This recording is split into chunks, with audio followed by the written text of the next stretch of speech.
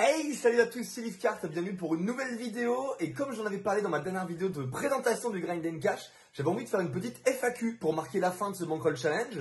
Donc merci à vous parce que vous avez été quelques-uns à jouer le jeu et à poser des questions en commentaire. Du coup je pense que y a de quoi faire une petite vidéo FAQ. Donc je suis très content de vous faire cette petite vidéo. Bon là on fait l'intro dans le bureau, vous connaissez bien, avec le fameux néon, etc. Mais je me suis dit FAQ, c'est une vidéo un petit peu plus intimiste. Et du coup je me suis dit pourquoi pas, ça serait peut-être le moment d'aller dehors et de vous emmener un petit peu avec moi. Donc voilà, je vais vous emmener dans un endroit que j'affectionne particulièrement, qui est à côté de chez moi, à une petite quinzaine de minutes en voiture. Et donc du coup, je vais vous emmener là-bas et puis on va faire la petite FAQ là-bas. Allez, c'est parti!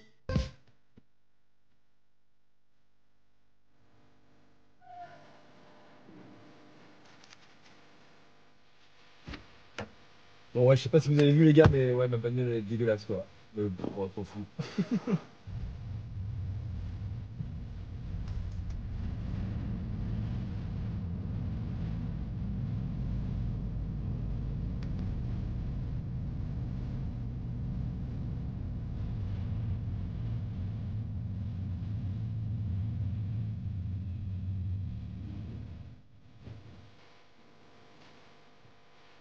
Bon voilà les gars, nous voilà arrivés à bon port. Bon, j'adore cet endroit vraiment, mais cette plage elle est magnifique quoi. Elle est incroyable.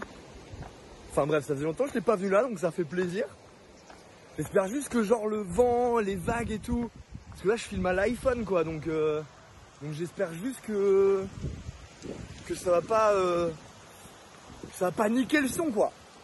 Mais c'est incroyable, regardez. La mer. On se sent pas tout petit face à la mer. Bon et du coup les gars, désolé pour je le dis maintenant, j'aurais peut-être dû le dire avant, mais oh la vache, vas-y, c'est me casser la gueule, il y a des algues partout. Mais je le dis maintenant, pour les habitués des lives, cette FAQ, clairement, c'est des questions que beaucoup d'entre vous m'avaient déjà posées en live. Et en fait, je me suis rendu compte qu'il y avait vraiment deux publics, en fait. Il y avait vraiment ceux des live Twitch et ceux de YouTube qui me regardent vraiment que sur YouTube. Et donc du coup, en fait, les questions qu'on m'a posées sur YouTube, c'est des questions auxquelles, pour la plupart, j'ai déjà répondu en live. Donc voilà, ça va être intéressant pour les gens qui me connaissent pas et qui vont rarement me voir en live et tout. Donc vraiment pour les habitués de YouTube. Mais par contre, si tu es déjà habitué à mes live Twitch, bon, tu vas rien apprendre aujourd'hui, je pense, clairement. Bon, du coup, on va pouvoir commencer. Bon, première question, vous êtes pas mal à m'avoir demandé quelle est mon activité professionnelle. Ben oui, parce que bien évidemment, moi, le poker et le stream, c'est qu'une passion, quoi, pour le moment. Mais du coup, dans la vie, maintenant, ça va faire 4 ans et demi que je suis à mon compte et que je bosse donc dans le référencement naturel, le SEO pour ceux qui connaissent. Donc, en gros, mon job, c'est d'aller travailler sur les sites des entreprises pour les remonter sur Google. Par exemple, je sais pas, moi j'ai un client, c'est un hôtel, je sais pas moi, à Caen. Et ben le but c'est que quand on tape hôtel Caen, ce soit le premier à ressortir. Donc voilà, je fais ça de manière indépendante. Je suis passé par une franchise qui m'aide beaucoup, notamment pour la partie technique, parce que moi je suis plutôt originaire d'une formation commerciale, pas vraiment technique, informatique, etc. Donc je suis complètement à mon compte, mais je passe par une franchise. Donc là ça va faire 4 ans et demi que je fais ça. Et bon, on va pas se mentir, c'est pas rose tous les jours. Moi je pense pas être épanoui à 100% dans mon taf aujourd'hui. Et puis c'est pas évident d'aller choper des clients qui veulent aller bosser leur com dans des moments où l'économie elle est pas au top. Donc ouais non, ça fait 4 ans et demi que je fais ça et ouais, je pense que je commence à en avoir un petit peu marre, pour être honnête, depuis quelques temps. Ça me fait chier en fait de galérer autant à trouver des clients et puis ouais, il y a quand même pas mal d'aspects très rébarbatifs dans mon métier actuel et voilà quoi, on va dire que c'est pas je suis pas le mec le plus heureux de ma vie dans l'aspect professionnel aujourd'hui quoi. Pourquoi il y a une énorme imprimante derrière moi? Ah là là là là. C'est vrai que cette imprimante elle a fait pas mal débat. Vous êtes quelques-uns à m'avoir demandé qu'est-ce qu'elle foutait là. Et le plus simple les gars, c'est on retourne à l'appart vite fait et je vous explique ça directement là-bas. Ah là là, cette fameuse imprimante les gars. Putain, vous êtes quelques-uns à m'en avoir parlé. En fait, c'est pour mon taf. Bien évidemment, vous vous doutez bien, en fait, c'est pour mon taf. Déjà, j'ai pas mal de paperasse à imprimer avec et tout. Et surtout, en fait, c'est pour les dossiers que je présente à mes clients. Vous voyez, par exemple, là, je vais vous montrer. Hop, là, j'ai ce petit dossier-là, là, par exemple, pour un client qui est un compte rendu que je présente, le focus, ouais, qui est un compte rendu, voilà, que je présente tous les mois à mes clients. Certaines fois, je les envoie par mail et d'autres fois, en fait, je les vois en vrai. Et en fait, cette imprimante-là, elle me permet, vous voyez, de présenter des dossiers jolis, vous voyez, sous forme à moitié livre cahier, quoi. Et je trouve que ça fait vachement plus professionnel. Donc voilà, c'est pour ça que j'ai cette imprimante là, en gros. Genre bon, je pourrais m'en passer très clairement, mais en fait le truc c'est que avant ça, tu vois, dans mes autres métiers, j'étais commercial et genre là, ce copieur là, en fait, je l'ai acheté je l'ai loué parce que c'est en location. Je l'ai loué à l'ancienne boîte pour qui je travaillais. Donc bon voilà, c'est un petit historique aussi, vu que j'ai bossé dans ce domaine-là pendant 3 ans, genre bon voilà, j'avais envie d'avoir une petite imprimante pour faire des petits trucs sympas, mais en vrai, pour mon taf, c'est un petit peu du luxe, je le reconnais, genre j'en ai pas si besoin que ça en vrai. Bon voilà les gars, cette imprimante n'a enfin plus de secret pour vous. Et ensuite il y a Elodie qui me demande où je suis originaire. Parce que voilà, elle a vu que j'étais en Normandie en effet, mais de où je suis. Et si je joue en live ou pas dans le coin. Donc moi en effet je suis originaire de Normandie. Bon vous le voyez, c'est un beau paysage normand ça quand même, non? Et donc du coup moi je suis du département de la Manche. Voilà, donc le 5-0 représente. Voilà, peut-être s'il y a des connaisseurs, les gars, je vous laisse dans les commentaires me dire où est-ce qu'on est exactement. Peut-être qu'il y en a certains d'entre vous qui connaissent l'endroit où je suis. Donc voilà, n'hésitez pas à faire vos petits guess en commentaire. Et du coup, ouais, je suis du département de la Manche et je joue très peu en live dans le coin. C'est-à-dire que il y a, je crois, 2 clubs de poker assez connus à côté de chez moi. Je suis déjà allé jouer dans les 2 clubs. Et en vrai, c'est pas spécialement une ambiance qui m'a plu de ouf, sans non plus que ça soit désagréable pour moi. Mais j'ai pas spécialement kiffé de ouf l'expérience. Donc ouais, j'ai dû faire 2-3 tournois live dans les clubs de poker de ma région. Mais clairement, c'est pas le but de jouer dans les clubs de poker, etc. J'ai testé, bon, j'ai pas trouvé ça extraordinaire, donc j'ai pas l'intention d'aller développer ça, on va dire. Jonas qui me demande quand est-ce que j'ai découvert le poker. Bah en vrai le poker j'ai découvert il y a un petit bout de temps maintenant. Je devais avoir à peu près une vingtaine d'années, même un petit peu avant, parce qu'en fait j'ai découvert à la base parce que ma grande sœur, elle faisait des pokers de temps en temps avec ses copains et tout. Et en fait c'est comme ça que j'ai découvert le poker assez jeune. Genre je sais pas, ouais, je devais avoir peut-être 16-17 ans déjà quand ma sœur faisait des petites parties de poker à la maison. Donc j'ai un peu découvert ça comme ça. Et donc quand j'ai commencé à avoir 18 ans, bah, j'ai commencé à m'intéresser d'un peu plus près. Et j'ai notamment découvert notre grand ami YoViral. Et c'est un peu via YoViral que j'ai découvert pour le coup le poker en ligne et le stream poker aussi. C'est un petit peu lui qui m'a fait découvrir ce monde-là. Mais à la base, ouais, c'est plutôt grâce à ma grande sœur qui jouait, moi quand j'étais plus jeune, qui jouait avec ses copains à la maison de temps en temps faire des soirées poker. Donc voilà, bah merci ma sœur si tu me regardes. Non, elle me regarde pas, je crois qu'elle est même pas au courant que je fais des vidéos YouTube. Donc voilà. Et puis bah YoViral quoi, vraiment, genre qui n'a pas découvert le poker par YoViral sur internet, je pense. En tout cas des gens de ma génération, moi j'ai 30 ans. Donc je pense que ceux qui ont plus ou moins mon âge, ils ont tous découvert le poker en ligne plus ou moins avec YoViral quoi. Donc voilà moi comment j'ai découvert le poker. Question de Warzer qui va un petit peu avec celle d'avant. Pourquoi j'ai décidé de me lancer dans le poker?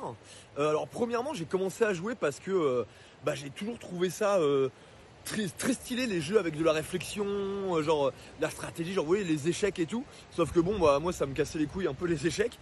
Et puis il y avait un peu de tutune à gagner forcément, hein. Quand on joue au poker on aime bien l'argent. Moi je me cache pas, j'ai toujours bien aimé l'argent. Et en fait je trouvais que c'était dingo de se dire que voilà, c'est un jeu avec une grande stratégie, avec les bluffs, le live et tout, le fait de pouvoir jouer de son image, machin et tout. Enfin c'est comme ça que je me suis dit vas-y faut que je m'y mette. Et puis bah aussi pour répondre à ça, pourquoi est-ce que j'ai décidé de me lancer dans le poker en stream? Bah en fait moi j'aime bien partager mes passions. Voilà, c'est un truc que j'aime bien faire. Et je trouve qu'on vit mieux les choses en les partageant. Et du coup j'ai créé ma chaîne Twitch en effet pour me dire bah tiens j'adore le poker. Waouh, j'ai failli me recasser la gueule. J'adore le poker, c'est une passion pour moi. Je pense que j'arrive à la faire retranscrire. Je pense être un bon animateur entre guillemets, tu vois, moi je suis plutôt à l'aise devant une caméra à devoir animer ce qui se passe, etc., commenter, etc. C'est des choses que j'adore faire. Donc en fait ça réunissait un petit peu tous les trucs que j'aime bien. Quoi, le poker, l'aspect animation, l'aspect commenter les coups, etc. Et le fait de partager tout simplement la passion. Et donc du coup je me suis dit bah allez pourquoi pas lancer la petite chaîne Twitch que j'ai lancée du coup en 2021. Pendant longtemps il n'y a pas eu grand monde sur mes streams et puis c'est les best of YouTube qui ont un petit peu fait exploser ça dernièrement. Enfin exploser c'est un bien grand mot hein. Mais voilà là du coup on se retrouve avec voilà vous êtes plusieurs centaines à me suivre sur YouTube. Bientôt 1000 abonnés d'ailleurs. Et puis sur Twitch maintenant on se retrouve régulièrement 40, 50, 60 sur mes lives en simultané voire même plus. Donc voilà au final ça a commencé comme ça et puis maintenant on en est là donc non c'est trop cool. Alors il y a Steven qui me demande si j'ai déjà travaillé certains spot range stratégie entre les sessions du Bankroll Challenge. Alors littéralement pendant le Bankroll Challenge je n'ai tout simplement jamais bossé mon jeu, voilà. Le Bankroll Challenge genre je jouais, j'échangeais sur Discord avec vous, sur le live avec vous. Mais pour le coup non j'ai jamais travaillé quasiment aucun spot. On a fait quelques reviews genre de 2-3 coups qui ont fait un petit peu débat via le Discord. Mais dans l'idée je me suis jamais posé rien que 20 minutes sur un coup aller regarder les solvers, les machins et tout. On l'a un peu fait à l'arrache quoi. Genre en mode on essaie de progresser ensemble avec les 2-3 conseils que vous me donnez en live et puis voilà quoi. On n'a pas vraiment on n'a pas vraiment été étudier la technique, les spots de certains ranges. Là on a vraiment fait ça un peu comme on le sentait quoi. Une question qui va un peu de pair, une question de Thomas qui me demande comment est-ce que tu travailles ton poker, un coach ou des vidéos sur un site en particulier. Alors non, je ne travaille littéralement pas du tout mon poker. Pour le moment en tout cas, je parle bien pour le moment. Regardez comme c'est incroyable.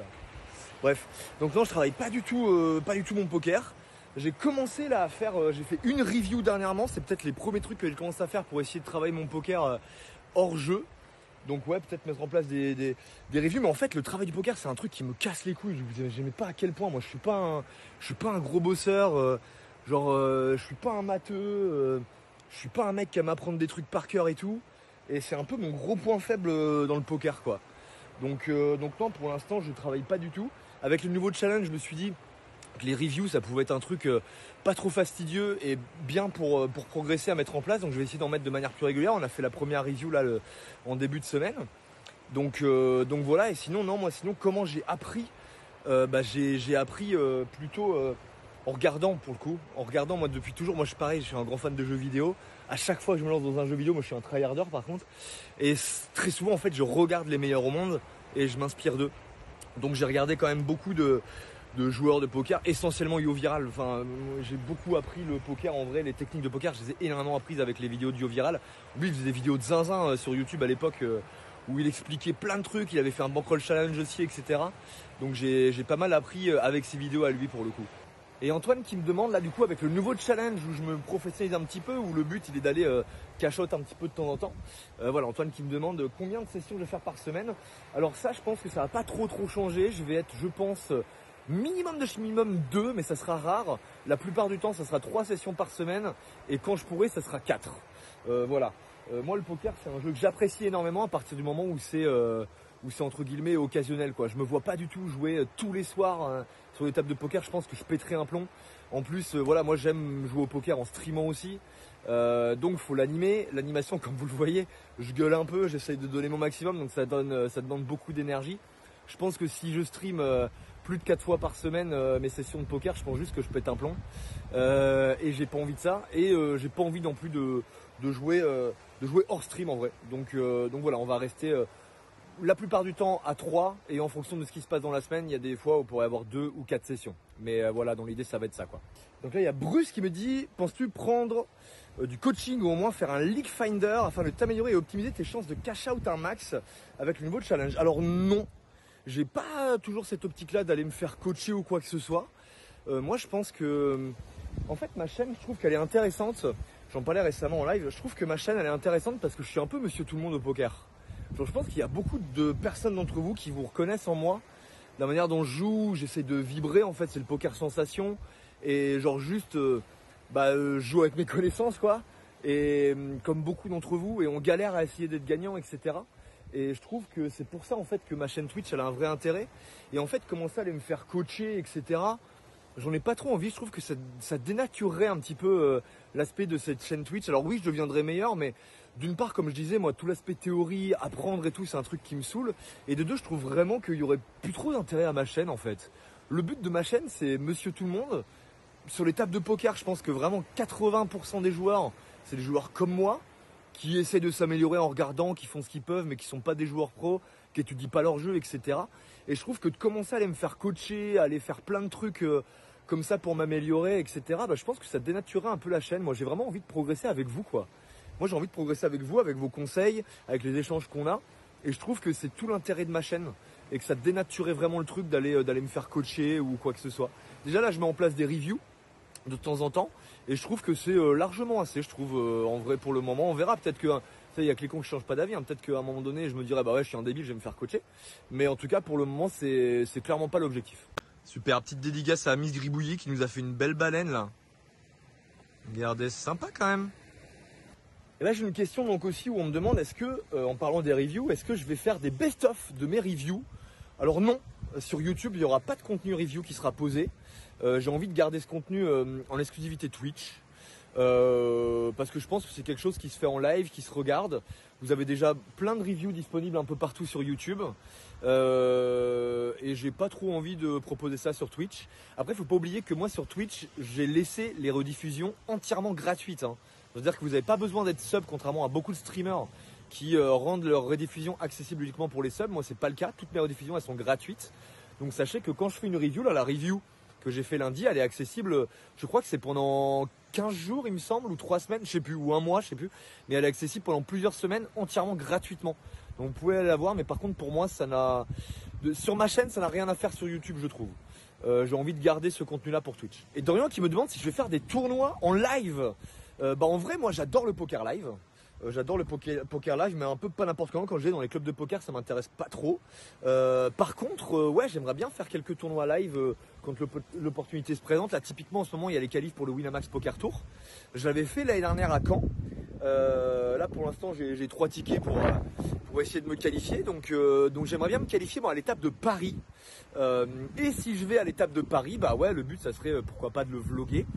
Mais voilà, pour le moment, j'estime que je vais essayer de jouer les tournois live comme ça. Et puis peut-être que plus tard, je sais pas, peut-être que dans 1 an, 2 ans, 3 ans, ça se trouve, je serai un bon joueur gagnant en ligne. Et du coup, je pourrais aller me permettre d'aller jouer quelques tournois live sur quelques events.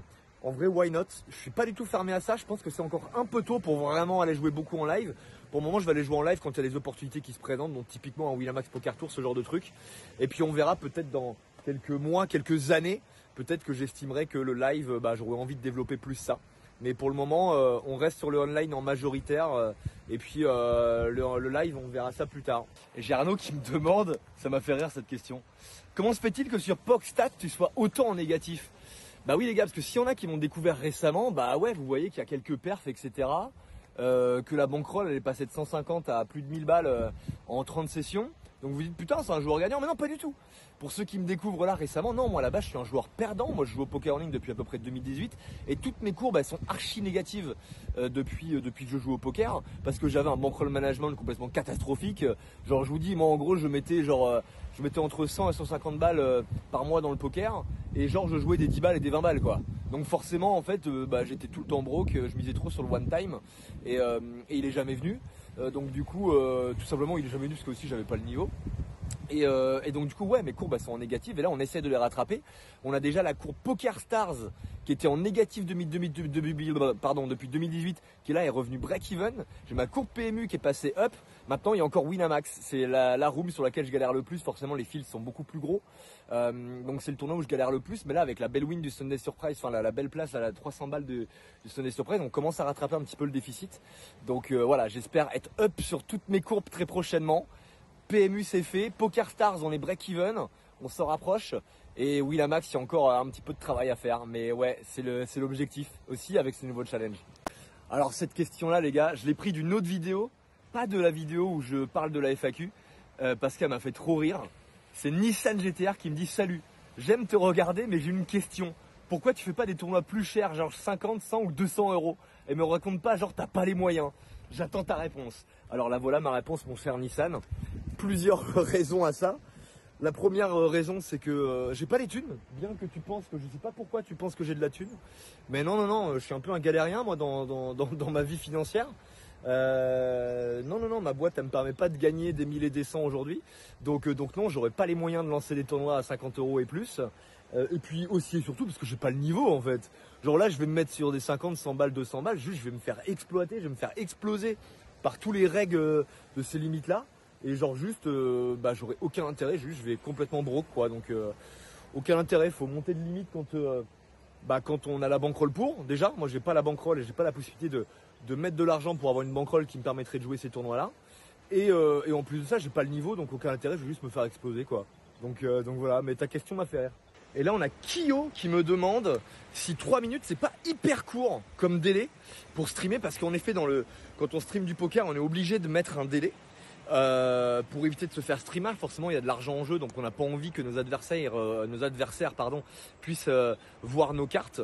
Donc voilà, il y a beaucoup de streamers qui mettent 5 minutes de délai. Moi j'ai fait des tests et 3 minutes pour moi c'est largement suffisant. Et surtout ça permet d'avoir encore une interaction à peu près ok. Avec 5 minutes de délai, laisse tomber, l'interaction avec le chat c'est catastrophique. 3 minutes déjà c'est pas évident d'avoir une vraie belle interaction avec le chat. Moi j'essaie de donner mon maximum justement pour vraiment avoir une vraie interaction, mais avec 3 minutes c'est pas évident, mais avec 5 minutes quoi c'est juste mort.